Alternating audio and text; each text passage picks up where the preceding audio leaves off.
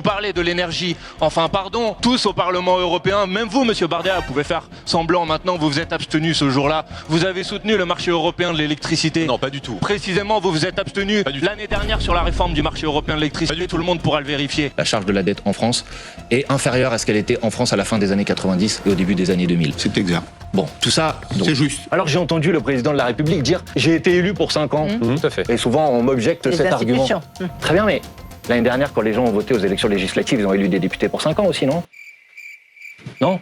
Et pourtant, ça vous choque pas qu'on envisage l'hypothèse d'une dissolution de l'Assemblée nationale? S'il y a bien une personnalité politique qui a marqué les esprits depuis cette rentrée, c'est Manuel Bompard, député LFI de Marseille. Il enchaîne les plateaux télé avec une maîtrise, un franc-parler et une pédagogie devenus extrêmement rares sur les plateaux télé. Et forcément, ça détonne, à côté des sorties hallucinantes que l'on peut voir chaque jour, comme celle de notre ministre de l'Intérieur. On regroupe nos forces, ensuite on les encercle. Et après, on les tape. On les tape. Façon de dire, c'est-à-dire qu'on verbalise et Ou celle de Catherine Barthélémy, la 190e fortune de France, qui explique très sérieusement que c'est aux Français de se serrer la ceinture. Catherine Barthélémy, Manuloc, une grande entreprise, 1100 salariés que vous présidez, c'est une réussite française, 190e fortune de France. Est-ce que vous dites, nous sommes prêts à le faire? Moi, je trouverais très joli que chacun des Français dise « je m'engage à faire » non pas 2,21, mais 5% d'économie. Alors, tous les Français. Parce que c'est nous, tous, individuellement, qui sommes bénéficiaires de ces 500 milliards de redistribution. Alors, des idées qui me sont venues. Allez, au lieu de prendre un VSL, je me fais accompagner par mon fils à l'hôpital. Au lieu de prendre une semaine de maladie un peu confortable, je n'en prends pas.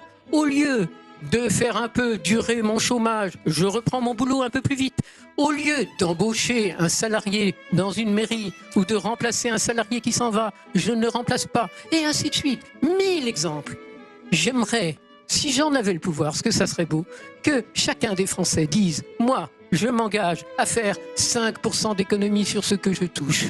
Tout le monde peut le faire, puisque chacun, on le sait maintenant, épargne beaucoup dans ce moment d'inquiétude. Donc chacun en ce moment se serre la ceinture en épargnant. On est tous capables, l'État, les collectivités, l'hôpital, chez chacun d'entre nous, on est capable de les gagner, ces 47 milliards et bien plus. Voilà le contraste. D'un côté, des absurdités, et de l'autre, un élu qui résume parfaitement les enjeux politiques de cette rentrée. Bonjour, monsieur le Premier ministre. Bonjour, j'ai vu que vous aviez dit ça à monsieur Bardella.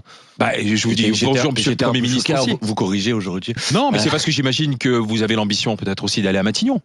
Ah non, moi j'ai surtout l'ambition de faire en sorte que, après la chute de monsieur Bayrou, qui est maintenant inéluctable, qui va avoir lieu lundi, j'ai l'ambition que ça puisse permettre un changement de politique. Mais la gauche, pour emmener la gauche à Matignon. Oui, mais enfin, vous voyez bien que s'il s'agit pour ça de devoir négocier, comme certains essayent de le faire, une forme de coalition avec les macronistes. Ce que font les socialistes? Bah évidemment.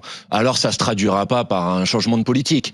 Donc moi, la question à laquelle je réfléchis et sur laquelle je travaille, c'est comment on fait en sorte de changer de politique. Parce que si on continue dans la politique qui est en place dans ce pays depuis maintenant des années et des années, on va dans le mur et tout le monde le sait. Regardez où on en est. Et pour changer de politique, il faut changer de président? Bah, je crois, parce que regardez, l'année dernière, il y a eu une dissolution de l'Assemblée nationale.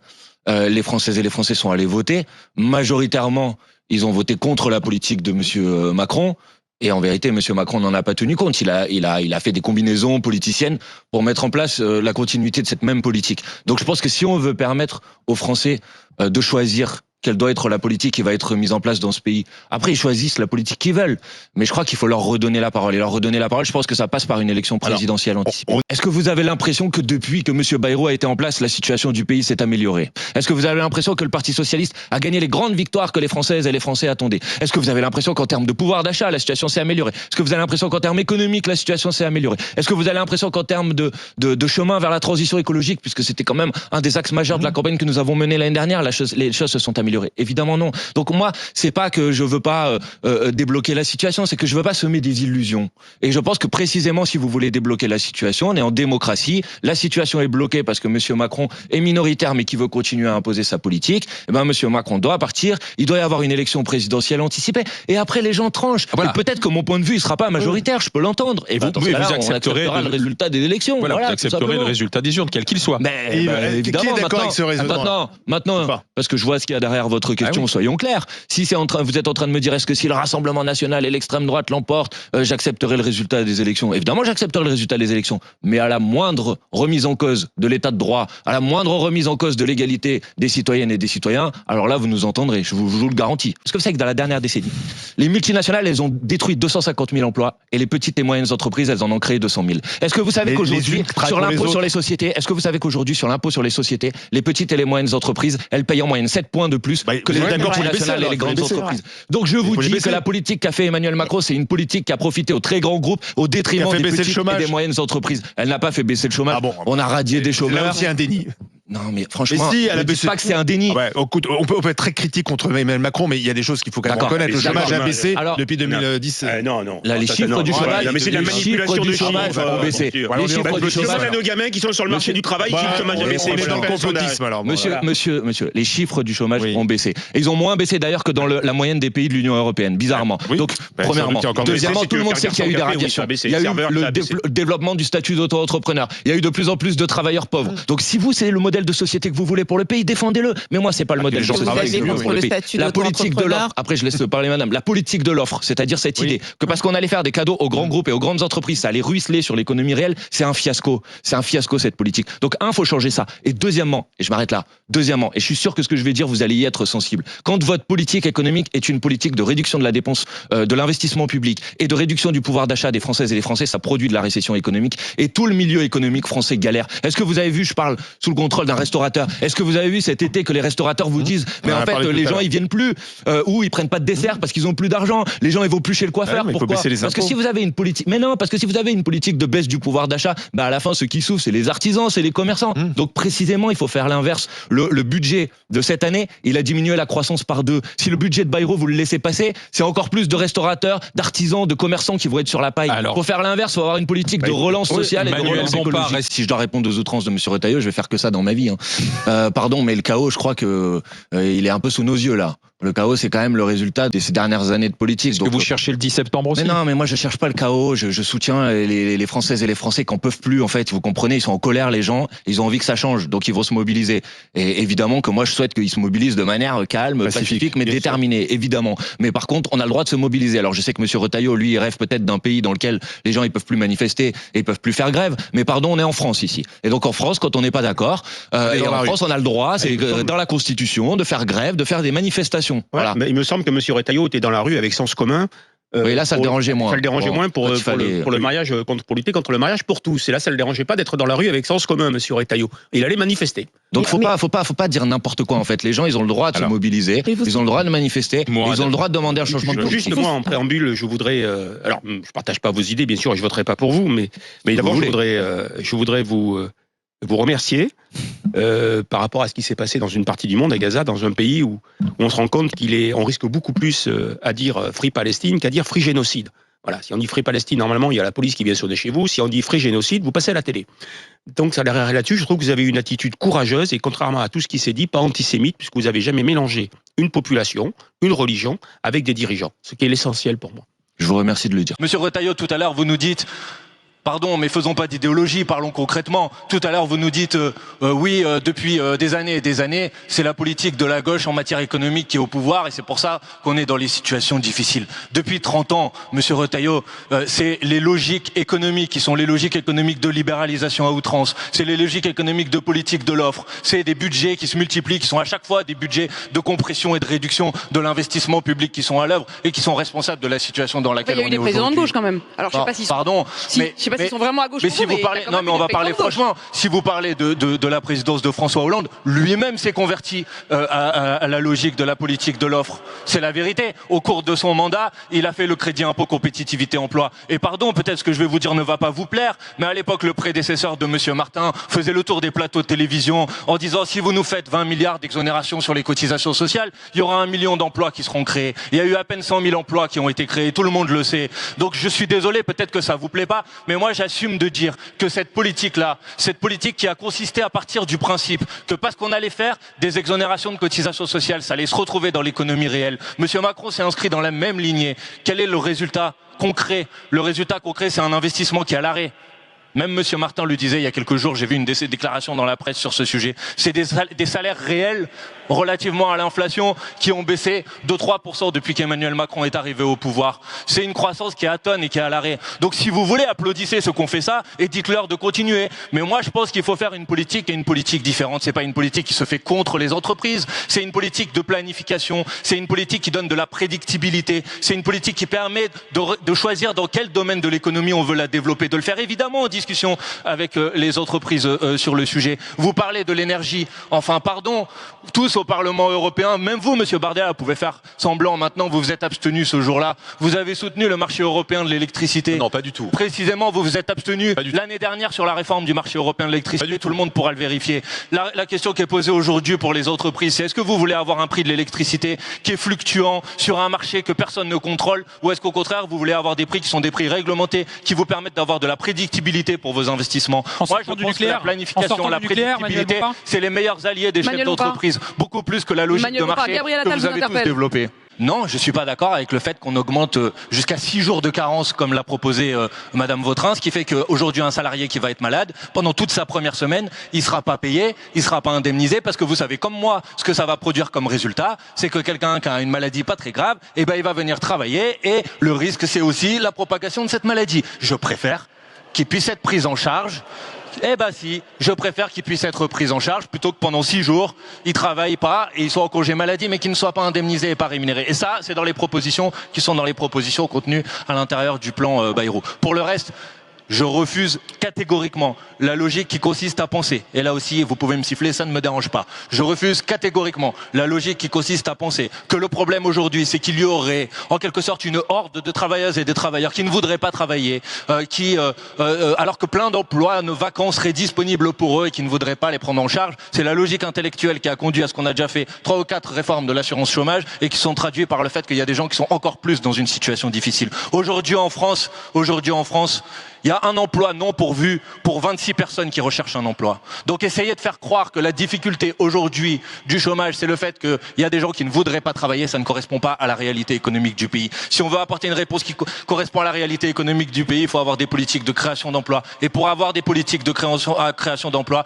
il faut avoir une forme de planification. Il faut considérer que dans un certain nombre de domaines économiques, on a besoin de se développer. Je pense à l'économie de la mer, je pense à la question du numérique, je pense à la transition écologique, évidemment on en a parlé, je pense à la question du spatial par exemple. Là oui, on a des politiques intelligentes à mettre en place pour faire en sorte qu'on ait des politiques de création d'emplois qui permettent d'augmenter le nombre de personnes qui sont en emploi, parce que si on augmente le nombre de personnes qui seront en emploi, on n'aura plus de problème de financement de notre protection sociale et de notre modèle social. Vous aviez une question, Manuel Bompard, à Bruno Retailleau. Oui, non, c'était juste une question, puisque évidemment c'est facile de dire on va faire des politiques qui vont réduire les recettes de la protection sociale, de l'assurance maladie, du modèle social de manière générale.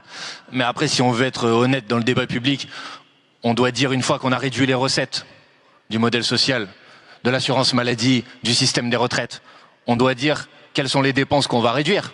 Donc quelle est la proposition sur ce sujet? C'est-à-dire une fois que vous avez augmenté encore les dispositifs d'exonération de cotisation et donc il y aura moins d'argent pour venir financer le modèle social, vous devez nous dire est-ce que c'est dans la santé, est-ce que c'est dans les retraites que vous allez aller couper pour qu'à la fin ça coûte moins cher, sinon vous créez du déficit de la sécurité sociale. Est-ce qu'on vous a pas entendu Gabriel Attal? Je ferai dans quelques jours un point très précis sur les économies que nous allons proposer dans le plan du Premier ministre et je ferai aussi les propositions que je détaillerai. Simplement, ce que je veux dire, c'est que nous serons largement gagnants et l'économie, c'est pas un fromage qu'on découpe, il faut créer de la richesse. Et c'est ce qui permet précisément d'avoir de l'emploi, d'avoir du niveau de vie, d'avoir du pouvoir d'achat. C'est quelque chose qui pour moi est absolument fondamental et c'est comme ça que nous relèverons la France. Moi, je ne tiens pas de discours catastrophiste. Ce qu'il y a dans le plan, c'est connu. C'est la réduction du remboursement des médicaments, augmentation de la franchise médicale, réduction des prises en charge pour les maladies chroniques. C'est ça les économies que vous proposez. Moi, j'ai une proposition pour baisser les marges. Monsieur Perry, quand la France émet un titre de dette, il y a 3 acheteurs pour un titre de dette. En ce moment, oui. Bon, donc on n'a pas de problème pour se financer. Non. Aujourd'hui, on se finance de manière moins chère que les États-Unis d'Amérique. Parce qu'on s'est engagé sur une certaine politique. Attendez, aujourd'hui, la charge de la dette en France est inférieure à ce qu'elle était en France à la fin des années 90 et au début des années 2000. C'est exact. Bon, tout ça. C'est juste. Bon, merci de le dire. Oui, donc, c'était 55 milliards d'intérêts d'emprunt à la fin du mandat de Sarkozy, c'est à peu près la même chose aujourd'hui. Exactement. Avec des taux différents et une situation budgétaire différente aussi. Alors, là, maintenant, je vais dire, vous avez raison sur ce point, parce qu'on va essayer de se parler pour avancer ensemble dans la discussion. Il y a un déficit qui est un déficit important. On est à plus de 5% de PIB, c'est un déficit important. Donc, qu'est-ce qu'il faut faire? Il faut avoir une politique qui permet de réduire ce déficit. Mais il ne faut pas le faire en faisant paniquer tout le monde. En fait, ça sert à rien. Donc, d'abord, pour avoir les bonnes réponses, il faut avoir le bon diagnostic. Mais politiquement, en un mot, vous trouvez que ça a été mal géré, y compris sur le terrain de la parole publique par le gouvernement? Je pense que M. Bayrou est un irresponsable qui, pour se maintenir au pouvoir, alimente la stratégie de ces mois où le chaos et produit précisément des risques de déstabilisation financière. Oui. Ensuite, M. Bayrou dit ça va être un vote pour un accord sur le diagnostic. Mais moi, je ne suis pas d'accord avec son diagnostic. Je ne suis pas d'accord avec son diagnostic d'abord, pour la raison que je viens de vous indiquer. Et deuxièmement, parce que ce qu'il ne dit pas, c'est que si le déficit est trop important aujourd'hui, c'est précisément parce que depuis qu'Emmanuel Macron est arrivé au pouvoir, la part de recettes de l'État en pourcentage du PIB a baissé. C'est pas les dépenses publiques en pourcentage du PIB qui ont augmenté depuis qu'Emmanuel Macron est arrivé au pouvoir, c'est les recettes qui ont baissé. Il y a deux façons de voir les choses. Vous avez raison sur un point. Non, c'est il y a factuel.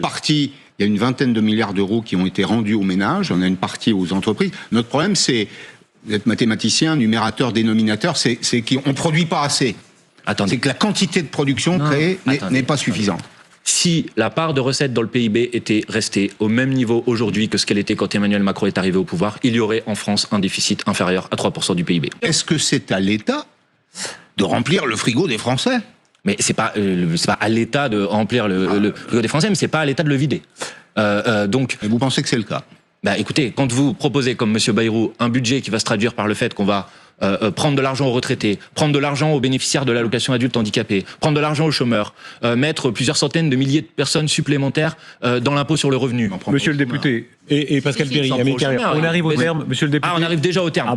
Mais vous reviendrez. Je termine en deux phrases, d'accord? Donc oui, il faut des recettes supplémentaires, et ensuite il faut une politique qui est une politique de relance écologique et sociale. Donc des investissements publics dans la transition écologique, dans le numérique, etc.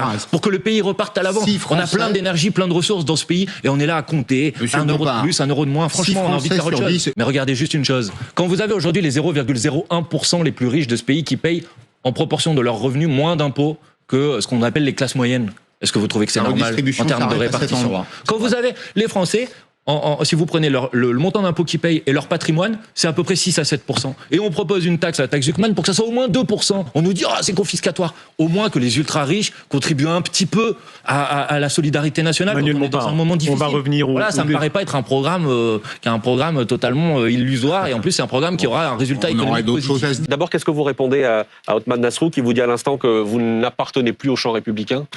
Écoutez, M. Othman Nasrou appartient à un parti qui s'appelle Les Républicains, qui est aujourd'hui dirigé par un homme qui disait, par exemple, il y a quelques mois, qu'il y avait des Français de papier, ou qu'une partie de la population française était en régression vers des origines ethniques. Je reprends ces termes. Je ne crois pas avoir beaucoup de leçons de républicanisme à recevoir de sa part. Pour le reste, M. Nasrou n'a rien trouvé de mieux, je crois, pour masquer ses propres responsabilités dans la situation difficile que connaît le pays aujourd'hui, que de s'en prendre à la France insoumise. J'ai l'impression que c'est un peu le lot quotidien de tout le monde. Je rappelle que depuis à peu près 30 ans dans ce pays, la famille politique à laquelle il appartient a gouverné à peu près pendant 20 ans. Et on en est là aujourd'hui. Donc vous voyez, la France insoumise, elle n'est pas responsable de cette situation. Moi, je suis pas venu, si vous voulez, ici pour commenter les déclarations politiciennes des uns et des autres.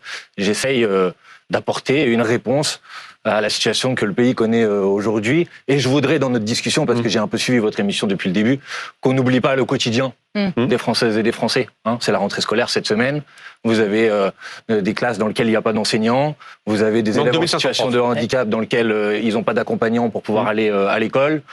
Moi, je serai jeudi en Moselle, où il y a un plan de 700 suppressions d'emplois sur une entreprise de la sidérurgie. Ça, c'est la situation concrète du pays. Donc un peu moins de politique politicienne et un peu plus de réponses concrètes. Sauf que la question qui va se poser dans une... Oui, évidemment qu'il faut se mobiliser le 10 septembre prochain. Parce que la chute de M. Bayrou, elle doit conduire à la chute de la politique macroniste. Et ça passe par une mobilisation populaire. Et je vois pas qu'est-ce qu'il y a de partisans du chaos ou d'anti-républicains à proposer que les Françaises et les Français puissent se saisir de leur avenir en participant à des initiatives de mobilisation. Parce que vous dit le ministre de l'Intérieur ce soir, c'est manifester oui, bloquer non. Mais attendez, ça me fait quand même doucement sourire. Il y a 2 ans, vous aviez des millions de personnes qui ont manifesté dans la rue contre la retraite à 64 ans.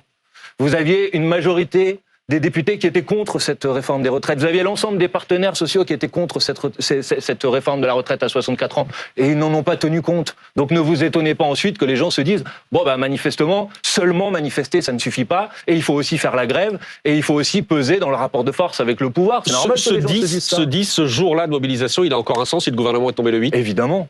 Plus que jamais. Vous manifesterez contre qui ? Contre le président de la République, sa politique et la volonté de continuer à imposer une politique qui est une politique minoritaire dans le pays. Et depuis maintenant 1 an, M. Macron, qui a perdu les élections législatives qu'il avait lui-même convoquées, s'entête à essayer de maintenir au pouvoir une politique qui est une politique minoritaire. Donc évidemment que ça ne peut produire que de l'instabilité politique. Comment vous voulez que ça produise autre chose que de l'instabilité politique ? Enfin, nous sommes en démocratie. Les gens ont voté. Ils ont battu la politique d'Emmanuel Macron et ils cherchent à le maintenir au forceps au pouvoir. Évidemment que ça ne peut pas durer. Les gens, ils ont le droit de pouvoir choisir la politique qu'ils ont envie que le pays mette en place, tout simplement. Et la dissolution, elle ne réglera pas cette question. Alors j'ai entendu le président de la République dire « j'ai été élu pour 5 ans ». Tout à fait. Et souvent, on m'objecte cet argument. Très bien, mais l'année dernière, quand les gens ont voté aux élections législatives, ils ont élu des députés pour 5 ans aussi, non ? Non ? Et pourtant, ça ne vous choque pas qu'on envisage l'hypothèse d'une dissolution de l'Assemblée nationale ? Alors pourquoi ce qui est vrai pour les parlementaires ne pourrait pas être vrai pour le président de la République ? Est-ce qu'on franchirait pas une étape de plus ? Quelque chose qu'on n'aurait jamais testé pour le coup depuis le début de la Ve République ? C'est pas vrai, on l'a déjà testé. Là aussi, le président de la République, dans une interview... De renverser un président ? Non, attendez. Le président de la République, il y a quelques semaines, dans une interview, se comparait au général de Gaulle. Alors moi, je ne suis pas partisan de la politique du général de Gaulle. Mais quand le général de Gaulle avait perdu un vote devant les Françaises et les Français, il en avait tiré les conséquences. Mais je parlais de la destitution telle que vous la voulez. Si M. Macron ne veut pas être destitué et préfère démissionner, ça me convient parfaitement. Mais, excusez-moi, il y a eu des gens qui, parfois, même si au nom de l'idée qui se faisait du pays, comprenaient qu'ils étaient devenus en quelque sorte un obstacle à l'avancée du pays et qui ont tiré et qui assumaient leurs propres responsabilités. Je ne vois pas ce qu'il y a de chaotique à proposer qu'on organise une élection et que les gens tranchent. Petite parenthèse, quand on parle de la destitution, parce que vous le confirmez, vous allez bien déposer une motion de destitution. Je peux même vous dire que le 9 septembre, au lendemain de la chute de François Bayrou, qui, tout le monde le sait, est inéluctable aujourd'hui, nous redéposerons une motion de destitution. Et vous pouvez nous dire aussi qu'elle n'a aucune chance de passer ou pas ? Mais alors ça, vous savez, Maxime Svitek, ça me fait un peu sourire parce que je me rappelle, il y a 2 semaines à peu près, je fais une interview avec M. Daré. À l'époque, on disait, nous les Insoumis, nous allons déposer une motion de censure immédiate. Et on me disait, mais ça n'a aucune chance de passer, vous êtes les seuls à défendre ça. Puis là, 2 semaines plus tard, vous avez remarqué que tout le monde considère maintenant qu'il n'y a plus de suspense et que M. Bayrou va tomber dans quelques jours. Parce qu'il a quasiment voté lui-même la motion de censure. Les choses qui n'ont aucune chance de se passer il y a 2 semaines et qui deviennent une réalité 2 semaines plus tard, ça existe. Pour les téléspectateurs, la motion de destitution... C'est 2 tiers de l'Assemblée, 2 tiers du Sénat et 2 tiers de notre groupe. Ça doit passer par les fourches codines de la Commission des lois. Je ne vous dis pas que c'est facile. Et du bureau du président. Je ne vous dis pas que c'est facile, mais j'observe que de plus en plus de figures dans le champ politique aujourd'hui considèrent que c'est la solution. J'observe à vos opposants qui disent que c'est un coup de com' des Insoumis, une nouvelle fois. Oui, mais en fait, les Insoumis, dès qu'on fait quelque chose, c'est immédiatement dénigré. Et puis quelques mois plus tard, finalement, tout le monde se rallie à cette position. Donc je forme le vœu que ça soit la même chose sur la démission ou la destitution du président de la République. D'ailleurs, j'observe que dans un de vos sondages que vous avez commandé vous-même, je crois que c'est 67% des Français qui sont favorables à la démission du président de la République. Donc moi, si c'est une position isolée, une position qui est soutenue par 67% des Français, moi, ça me va.